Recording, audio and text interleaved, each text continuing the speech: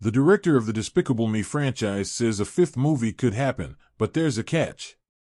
Universal dropped Despicable Me 4 on July 4th, and it crushed it at the box office, pulling in over $969 million worldwide, according to Box Office Mojo. Naturally, people are wondering if Despicable Me 5 or more spin-offs are on the cards. In an interview with Variety, Despicable Me 4 director Chris Renaud said a fifth movie is possible, but only if they can come up with a good story. If we come up with a good story and it feels like we can cover some fresh territory, then certainly it's possible. Good news for Gru and Minion fans, there's even more potential for future stories in the Despicable Me world. Director Chris Renaud shared similar thoughts in another interview with Entertainment Weekly, saying the franchise's universe is flexible enough for all kinds of new ideas, even if they shake things up, like setting the story 50 years in the future. Renaud explained, when you're dealing with animals or mystical creatures, it can feel a bit more limited, but with these characters, you could even break the format and take things 50 years into the future. There are still plenty of opportunities to explore.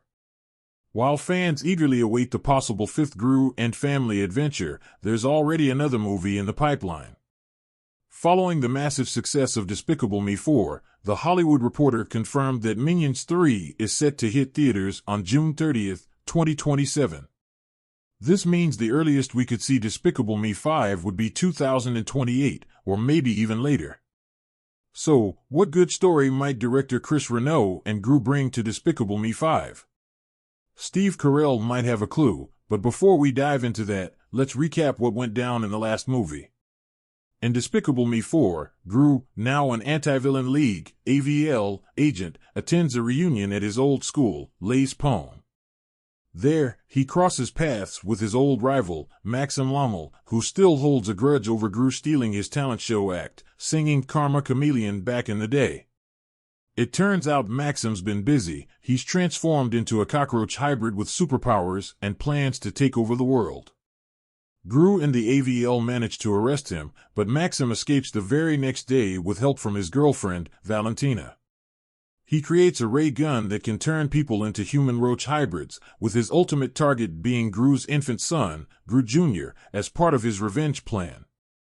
Silas Ramsbottom comes out of retirement and visits the Gru household with some bad news. Maxim has escaped again.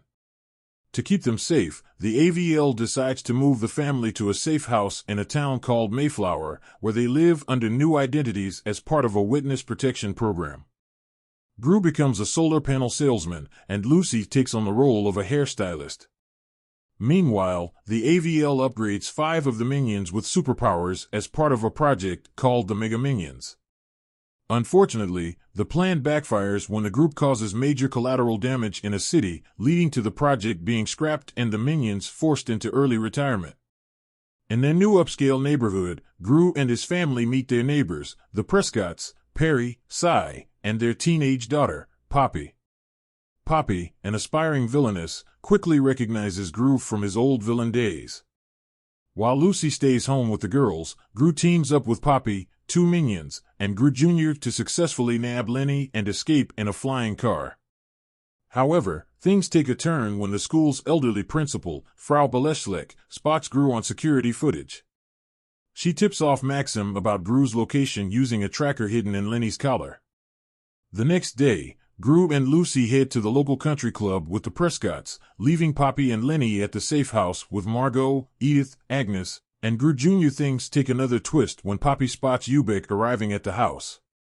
She quickly grabs Lenny and bolts. Lucy also calls the AVL, who reactivates the Mega Minions to help stop Maxim. Amid the chaos, Gru Jr. sneaks out of the house and is spotted by Maxim and Valentina, who kidnap him and take him aboard their ship. Gru and Poppy jump into the flying car to chase after them. Poppy helps Gru get onto the ship, but Valentina tries to stop him, accidentally causing the ship to crash into a building under construction. There, Maxim reveals that he's transformed and brainwashed Gru Jr. into a roach hybrid to fight against Gru. Gru is overpowered and knocked out, but his heartfelt words reach Gru Jr., freeing him from Maxim's control. Gru Jr. turns on Maxim, who falls off the building and gets squashed by the Mega Minions. The AVL, led by Silas, arrives to arrest Maxim and Valentina, once again bringing the chaos to an end. With Gru Jr. safely back home and reunited with Lucy and the girls, Gru expresses his gratitude to Poppy for her help. Back at the house, Dr. Nefario reverses Gru Jr.'s transformation, restoring him to normal. Later, Gru visits Maxim, who has also returned to normal, in the AVL prison to make peace. To seal their reconciliation, the two perform Everybody Wants to Rule the World for the prisoners, which includes several of Gru's old foes. Meanwhile, Poppy finally enrolls at Les Pawns, achieving her goal. While Steve Carell, Gru's voice actor, leaves the creative direction to the film's writers, he did share some ideas for a potential fifth installment. During an interview with Yahoo, he suggested introducing a new family member or something that disrupts the family dynamic. Whether it's a new character or a new family member, something that shakes up the family or his professional life could take the story in a new direction. Carell also shared his thoughts on where the story might head, guessing that it could revolve around Gru Jr. I think something's going to involve Gru Jr., that's my guess. He's such a funny character with a great dynamic with his dad, and I'd love to see where that relationship goes. I'd love to see that too. And let's be real, it's almost guaranteed after how the Despicable Me franchise keeps smashing records at the box office. Already the highest-grossing animated franchise ever, it has now raked in over $5.6 billion worldwide. The latest movie alone pulled in nearly $361 million in the United States and Canada, and $68.3 million in other territories, for a worldwide total of $969 million. What's wild is that this massive haul makes it the third lowest earning film in the series. Aside from the original Despicable Me, $544 million, every other film has made over $900 million, with both Minions and Despicable Me 3 crossing the billion-dollar mark. With its mix of lovable characters, a stellar cast, and top-notch storytelling, it's no surprise this franchise keeps breaking records. That momentum is sure to carry into Minions 3 in 2027. With over $5.6 billion in the bank, another movie on the way, and all the buzz around Despicable Me 5, it looks like this franchise will stay on top for a long time. Its closest competitor, Shrek, has a $15 billion gap to close, and even with Shrek 5 slated for 2026, that's a tall order.